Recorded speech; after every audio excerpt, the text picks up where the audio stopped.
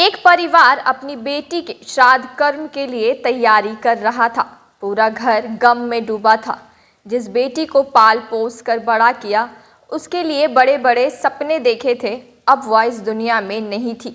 जिस बेटी के पायल की आवाज़ और हंसी आंगन में गूंजती थी, आज वहाँ उसकी लाश रखी थी। बेवश पिता के आंसू रुक नहीं रहे थे तो माँ दहाड़े मार मार कर रोती हुई अपनी बेटी को बुला रही थी। तभी पिता के फ़ोन की घंटी बजती है। उधर से आवाज़ आती है, पापा हम जिंदा हैं, मरे नहीं हैं। इसके बाद श्राद्ध की तैयारी कर रहे परिवार में मानो नई जान आ गई हो।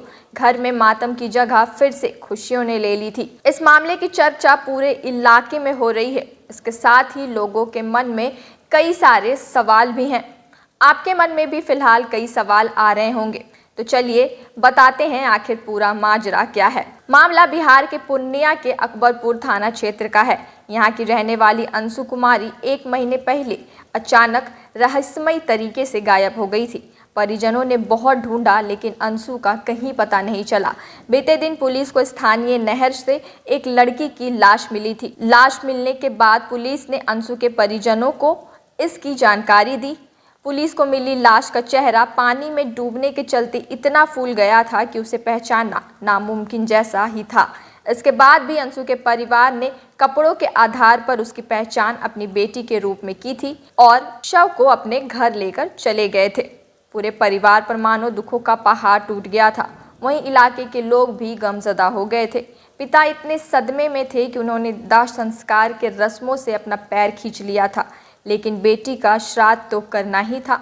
अंत में उसके दादा के समझाने पर पिता इसके लिए तैयार हुए। घर पर अंतिम संस्कार की तैयारी चल रही थी।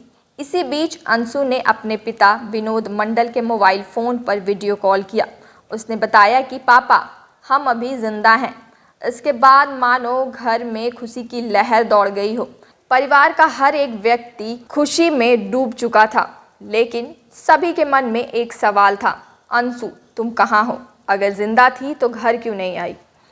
तभी साहस जुटाते हुए अंशु अपने पिता से कहती है कि वह एक लड़के से प्यार करती है। वास्तव में वह अपने प्रेमी से शादी करने के लिए उसके साथ भाग गई थी। उसने उससे शादी कर ली है। फिलहाल वो पूर्णिया के बन मखनी ब्लॉक के जानकी नगर इलाके में अपने ससुराल में रह रही है। वहीं अकबरपुर के एसएचओ सूरज प्रसाद को जब इस बारे में पता चला तो उन्होंने सच्चाई जानने के लिए लड़की के मोबाइल फ़ोन पर दोबारा से वीडियो कॉल किया। उन्होंने लड़की से बात की और उन्होंने बताया कि अंशु ने उन्हें बताया कि वह अपने ससुराल वालों के साथ है, ठीक है और खुश भी है। इन सब के बाद अब सवाल ये था कि आखिर वह लड़की कौन थी जिसकी लाश मिली थी।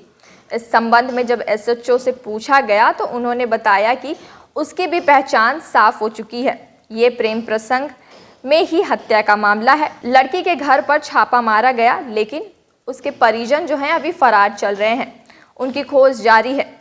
वहीं दूसरी ओर राहत की बात यह है कि एक परिवार जो अपनी बेटी को मरा हुआ मान रहा था, उसके श्राद्ध की तैयारी कर रहा था, उस परिवार को उनकी बेटी सही सलामत जिंदा मिल गई थी। बहरहाल आपकी क्या प्रतिक्रिया है हमारे इस वीडियो पर बताइएगा ज़रूर। अगर आप हमारे यह वीडियो YouTube पर देख रहे हैं तो चैनल को सब्सक्राइब करना ना भूलें। अगर आप हमारे वीडियो Facebook पर देख रहे हैं तो पेज को लाइक और वीडियो को शेयर करना ना भूलें। धन्यवाद।